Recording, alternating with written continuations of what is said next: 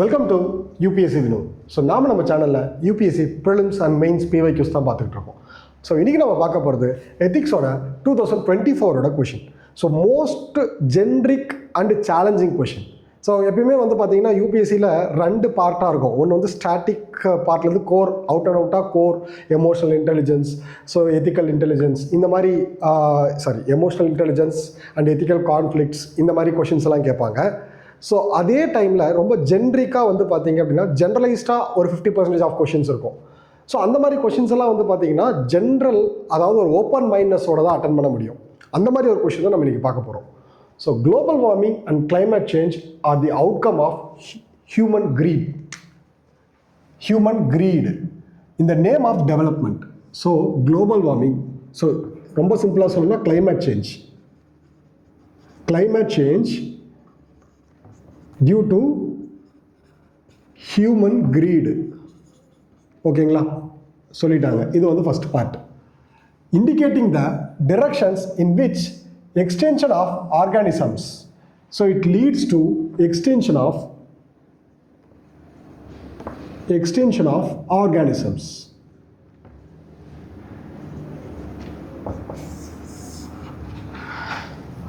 Including human beings, is heading towards loss of life in the earth.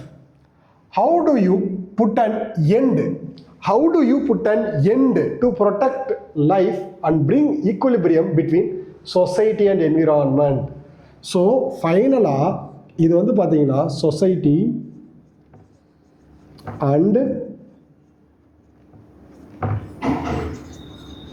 environment, இதுக்குள்ள ஒரு equilibrium வரணும். So அதுக்கு என்ன மெஷர்ஸ் எடுப்பீங்கன்னு கேட்டிருக்காங்க. ஸோ கொஷின் பார்த்தீங்க அப்படின்னா அவங்களோட எய்மை ரொம்ப க்ளீனாக டிஸ்க்ளோஸ் பண்ணியிருக்காங்க. என்னன்னா, கண்டிப்பாக நம்ம எக்ஸ்ப்ளாய்ட் பண்ணுறோம், ஹியூமன்ஸ் எக்ஸ்ப்ளாய்டேஷனால் climate சேஞ்ச் ஆகுது, அதனால் என்விரான்மெண்ட் டீக்ரேட் ஆகுது. இப்போ இதுக்கு ஒரு எண்டு வேணும். என்ன பண்ணால் நம்ம பார்த்தீங்கன்னா அந்த சொசைட்டி அண்ட் என்விரான்மெண்ட்குள்ளே ஒரு ஈக்குலிபிரியம் கிரியேட் ஆகும். That means give and take, அது கிரியேட் ஆகும் அப்படின்னு சொல்லி கேட்குறாங்க. ஓகேங்களா? ஸோ ரொம்ப சிம்பிளான ஒரு கொஷின். ஆல்மோஸ்ட் இது என்விரான்மெண்ட் சம்மந்தப்பட்ட ஒரு கொஷின். ஓகே, ஸோ இதோட இன்ட்ரோடக்ஷன் பார்த்தீங்கன்னா நம்ம காந்தியோட கோட், மகாத்மா காந்தியோட கோட்டோட கூட ஆரம்பிக்கலாம். The world has enough for human needs but not for human greed.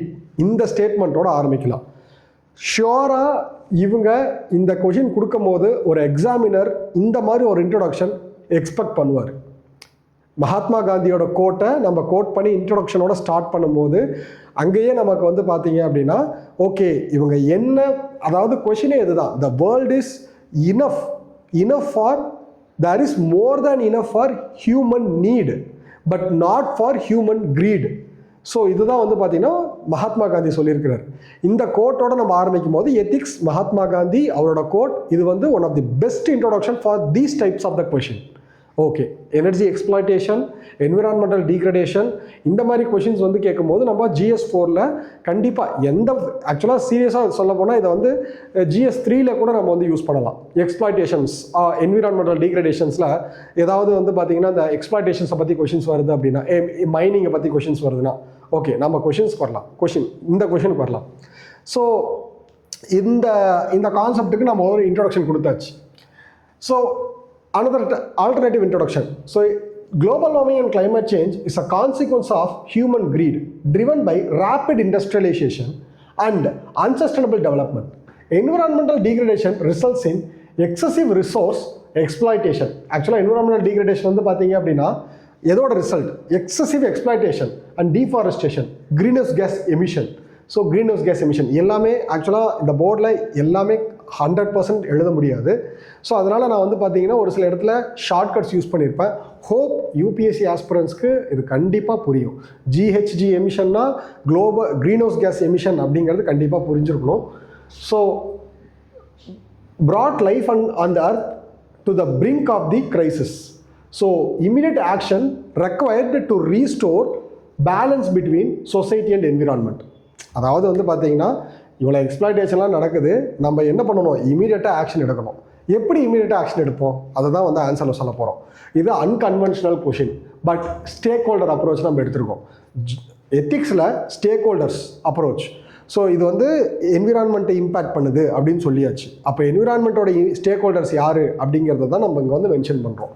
And also இது வந்து ரொம்பவுமே என்னன்னா பொட்டன்ஷியலாக ரிப்பீட் ஆகக்கூடிய ஒரு question, not in GS4, GS3. So இப்போது நம்ம வந்து பார்த்தீங்கன்னா measures to protect life and bring equilibrium between society and environment. வழக்கம் போல் டாப்பிக்லேருந்து காப்பி பேஸ்ட் பண்ணிடுறோம். ஸோ கொஷின்லேருந்து டாப்பிக்காக காப்பி பேஸ்ட் பண்ணிடுறோம். ஓகே, ஃபஸ்ட்டு சரி, போர்டை பார்க்காதீங்க.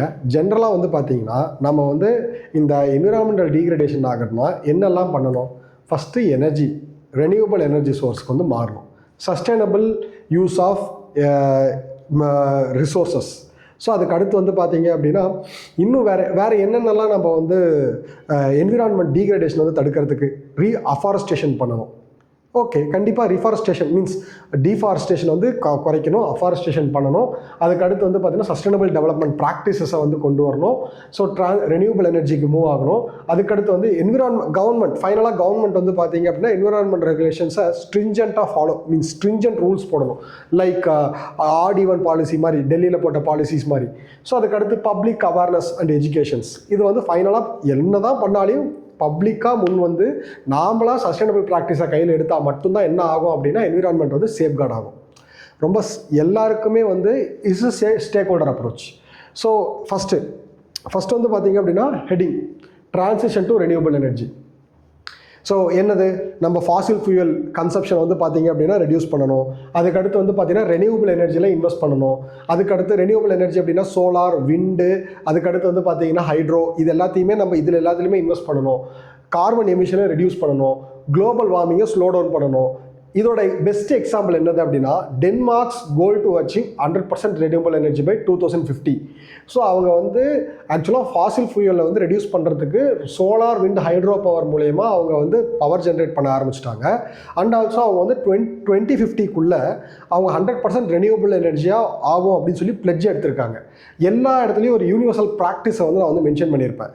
எப்பயுமே எந்த ஆன்சர்ஸ்லேயுமே எக்ஸாம்பிள்ஸ் தான் கிரேட்டர் ரோல் ப்ளே பண்ணும் அதர் தேன் கண்டென்ட்.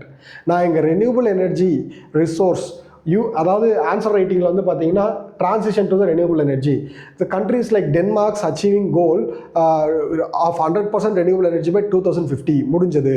அதுக்கடுத்து சஸ்டைனபிள் டெவலப்மெண்ட் ப்ராக்டிசஸ், நம்ம வந்து ரெஸ்பான்சிபிள் கன்சப்ஷனை வந்து ப்ரமோட் பண்ணணும். எஃபெக்டிவ் யூஸ் ஆஃப் ரிசோர்ஸை கொண்டு வரணும். So minimalise the environmental impact. Key to balance economic growth and environmental protection.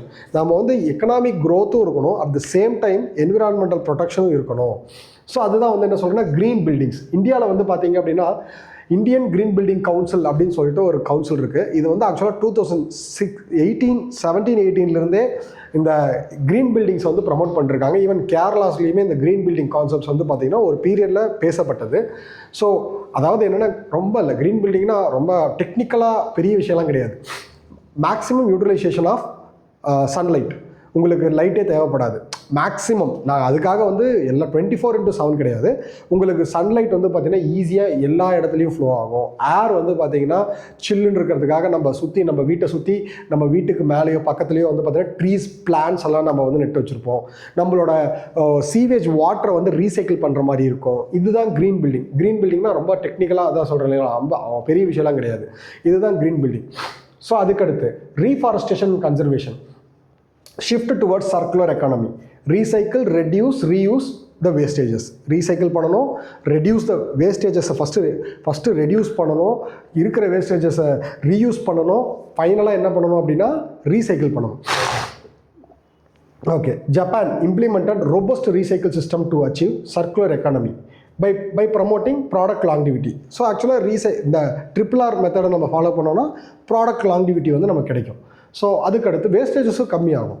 Next, stringent environmental regulation by the government, regulate pollution emission. So ஆக்சுவலாக pollution and எமிஷன்ஸை வந்து பார்த்திங்கன்னா நம்ம ரெகுலேட் பண்ணணும். அதே at the same time international கன்வென்ஷனான Paris peace climate கான்ஃபரன்ஸை வந்து பார்த்திங்கன்னா அதுக்கப்புறமும் நம்ம வந்து 2 degree reduction of 2 degree temperature reduction of global temperature ரைஸை வந்து நம்ம அச்சீவ் பண்ணுறதுக்காக நம்ம என்ன பண்ணணும் அப்படின்னா எல்லா ஸ்டெப்ஸும் எடுக்கணும். ஸோ இது வந்து legally binding. Next public awareness and education. So ஃபைனலாக இது எல்லாமே ஓகே தான், ஆனால் இது ஒரு விஷயம் இருந்தால் மட்டும்தான் இது மேலே இருக்கிற நாளுமே வந்து சக்ஸஸ் ஆகும். என்னது? ஜென்ரலாக கிளைமேட் சேஞ்சை பற்றி மக்களுக்கு தெரியணும். இப்போ ஃபார் எக்ஸாம்பிள் வந்து நம்ம பப்ளிக்காக வந்து ஒரு பிளாஸ்டிக்கை எரிக்கக்கூடாது, பிளாஸ்டிக்கை ஃபஸ்ட்டு அதிகமாக யூஸ் பண்ணக்கூடாது, ரொம்ப அதாவது மேக்ஸிமம் அந்த பிளாஸ்டிக்ஸ் எல்லாம் அவாய்ட் பண்ணிடணும். அதுக்கடுத்து வந்து பார்த்தீங்க அப்படின்னா நம்ம இந்த மாதிரி வந்து பப்ளிக்கில் வந்து பொருளை போட்டு எரிக்கிறது மூலமா எமிஷன்ஸ் வந்து வரும். ஈவன் ரொம்ப சிம்பிளாக சொல்லணும்னா சிகரெட் குடிக்கிறது மூலயமா கூட எமிஷன்ஸ் வந்து வருது. ஹெல்த் மட்டும் பாதிக்கப்படல, என்விரான்மெண்ட்டும் பாதிக்கப்படுது. ஸோ இந்த மாதிரி வந்து பார்த்தீங்க அப்படின்னா பப்ளிக் அவேர்னஸ் வந்து இருக்கணும். ஸோ ப்ரமோட் என்விரான்மெண்டல் ரெஸ்பான்சிபிலிட்டி, ரொம்ப ரொம்ப ரொம்ப most important word. Promote environmental responsibility on individual, community, global level. So ஜென்ரலாக சொல்கிறது தான், ஃபஸ்ட்டு இண்டிவிஜுவல் லெவல் அது சக்ஸஸ் ஆச்சு அப்படின்னா அடுத்து கம்யூனிட்டி லெவல். எல்லா இண்டிவிஜுவலும் சேர்ந்தது தான் கம்யூனிட்டி, நிறைய கம்யூனிட்டி சேர்ந்தது தான் ஒரு ஸ்டேட்டு, நிறைய ஸ்டேட் சேர்ந்தது தான் ஒரு வேர்ல்டு. ஸோ இதை தான் வந்து சொல்ல வராங்க. அதுக்கடுத்து ஸ்வீடன், இதோட எக்ஸாம்பிள் வந்து பார்த்தீங்கன்னா ஸ்வீடன். ஸோ ஆக்சுவலாக வந்து பார்த்தீங்க அப்படின்னா என்விரான்மெண்டல் எஜுகேஷன் ப்ரோக்ராம் வந்து பார்த்தீங்கன்னா அவங்க வந்து என்ன பண்ணியிருக்கிறாங்கன்னா அவங்களோட கரிக்குலம்லேயே அதை வந்து ஆட் பண்ணியிருக்கிறாங்க. என்னது? என்விரான்மெண்டல் எஜுகேஷன் ப்ரோக்ராமை வந்து பார்த்தீங்க அப்படின்னா அவங்களோட கரிக்குலம்லேயே அவங்க வந்து ஆட் பண்ணியிருக்கிறாங்க. அப்போ அடுத்து climate resilient infrastructure. So next வந்து பார்த்தீங்க அப்படின்னா கிளைமேட் ரெசிலியன்ட் இன்ஃப்ராஸ்ட்ரக்சர். இது அதுக்கடுத்து நம்மளோட பில்டிங்ஸுமே வந்து பார்த்தீங்க அப்படின்னா இன்ஃப்ராஸ்ட்ரக்சருமே நம்ம வந்து கிளைமேட் ரெசிலியண்ட்டாக இருக்கணும். ஸோ அதுதான் எக்ஸ்ட்ரீம் வெதர் கண்டிஷன் வந்து ஃபேஸ் பண்ணுறதுக்காக போத் ஹியூமன்ஸ் அண்ட் எக்கோசிஸ்டம் ரெண்டு ஸ்டேக் ஹோல்டருமே, எக்கோசிஸ்டமில் அனிமல்ஸு, பிளான்ஸு, பேர்ட்ஸு எல்லாமே வந்துடும். ஹியூமன்ஸ் இவங்க ரெண்டு பேருமே வந்து பார்த்தீங்கன்னா their biggest they are the stakeholders of environmental pollution. Means environment change ஆகுது அப்படின்னா, கிளைமேட் ரைஸ் ஆகுது அப்படின்னா, டெம்பரேச்சர் ரைஸ் ஆகுதுன்னா டேரெக்டாக பாதிக்கப்படுறவங்க ஹியூமன்ஸ், அனிமல்ஸ், பேர்ட்ஸ். ஸோ இப்போது அவங்க அந்த எக்ஸ்ட்ரீம் வெதர் கண்டிஷனை வந்து பார்த்தீங்க அப்படின்னா ஃபேஸ் பண்ணுறதுக்காக கிளைமேட் ரெசிலியன்ட் இன்ஃப்ராஸ்ட்ரக்சரை வந்து கிரியேட் பண்ணணும். So Netherland advance flood control system, இது வந்து ஃப்ளட்டை வந்து பார்த்தீங்க அப்படின்னா கண்ட்ரோல் பண்ணுறதுக்கு, அந்த இடத்துல வந்து கிளைமேட் சேஞ்சினால் வரக்கூடிய ஃப்ளட்டை வந்து கண்ட்ரோல் பண்ணுறதுக்கு நம்ம வந்து இந்த நெதர்லாண்டில் வந்து அட்வான்ஸ் ஃப்ளட் கண்ட்ரோல் சிஸ்டம் வந்து ஃபாலோ பண்ணிகிட்டு இருக்காங்க. நெக்ஸ்ட்டு சஸ்டைனபிள் அக்ரிகல்ச்சர் அப்படின்னாலே organic farming, water conservation, agro forestry. So இது என்ன ஆகும்? என்விரான்மெண்டல் டிகிரேடேஷனை ரெடியூஸ் பண்ணோம். கன்வென்ஷனல் ஃபார்மிங்கை வந்து பார்த்தீங்க அப்படின்னா ஆக்சுவலாக என்னென்னா இந்த சஸ்டைனபிள் அக்ரிகல்ச்சர் அப்படிங்கிறது கன்வென்ஷனல் ஃபார்மிங் நம்ம ஃபாலோ பண்ணால் நமக்கு வந்து வாட்டர் அதிகமாக கன்சியூம் ஆகும். அதுக்கடுத்து வந்து பார்த்தீங்கன்னா என்விரான்மெண்ட் வந்து டீக்ரேட் ஆகிறதுக்கு வாய்ப்புகள் இருக்குது, சாயில் ஃபர்டிலிட்டி ரெடியூஸ் ஆகிறதுக்கு வாய்ப்புகள் இருக்குது. கிரவுண்ட் வாட்டர் மீன்ஸ் வாட்டருமே கன்வென்ஷனல் ஃபார்மிங்கில் அதிகமாக வாட்டர் கன்சியூம் பண்ணுவோம். அதுக்கு அப்படியே அகெயின்ஸ்டாக இருக்கிறது தான் ஆர்கானிக் ஃபார்மிங்கில் வாட்டர் கன்சர்வேஷன், அக்ரோ ஃபாரஸ்ட்ரி, இது எல்லாமே என்விரான்மெண்டல் டிகிரேடேஷன் வந்து ரெடியூஸ் பண்ணோம். ஸோ இதுக்கு best example Sikkim, 100% organic farming. So இந்த கெமிக்கல் ஃபர்டிலைசர்லாம் நம்ம என்ன பண்ணுவோம்? யூஸ் பண்ண மாட்டோம். ஆர்கானிக் ஃபார்மிங்கில், கன்வென்ஷனல் ஃபார்மிங்கில் நம்ம என்ன பண்ணுவோம் அப்படின்னா கெமிக்கல் ஃபர்டிலைசர் யூஸ் பண்ணுவோம். ஸோ டோட்டலாக இந்த 7 பாயிண்ட்ஸ் நம்ம வந்து புட் ஃபோர்த் பண்ணுறோம். renewable energy, sustainable development practices, reforestation and conservation, so stringent environmental practice and regulation, public awareness and education. So அதுக்கு அடுத்து வந்து பார்த்தீங்க அப்படின்னா climate resilient infrastructure, sustainable agriculture. இது எல்லாத்தையுமே ஃபாலோ பண்ணி நம்ம வந்து என்ன சொல்ல வரோம் அப்படின்னா குளோபல் கிளைமேட் சேஞ்சை டேக்கிள் பண்ணுறதுக்கு இந்த மாதிரி நம்ம ஃபாலோ பண்ணலாம். ரொம்ப ஜென்ரிக்கான ஒரு கொஷின் தான். ஸோ ஜென்ரிக்கான ஒரு ஆன்சரும் கூட. ஸோ இதோட கன்க்ளூஷன் என்ன?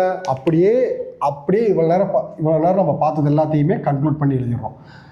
ஸோ நம்ம அந்த ஈக்குவலிபிரியம் பிட்வீன் என்னது சொசைட்டி அண்ட் என்விரான்மெண்ட் கொண்டு வரதுக்காக நம்ம என்ன பண்ணணும் அப்படின்னா சஸ்டைனபிள் ப்ராக்டிசஸ், ரெனியூவபிள் எனர்ஜிக்கு மூவ் பண்ணணும், சஸ்டைனபிள் ப்ராக்டிஸை ஃபாலோ பண்ணணும், ரீஃபாரஸ்டேஷன் அண்ட் கன்சர்வேஷன் மெஷர்ஸை வந்து எடுத்துகிட்டு வரணும், global cooperation and stringent regulations இதை வந்து நம்ம எடுத்துகிட்டு போகணும்.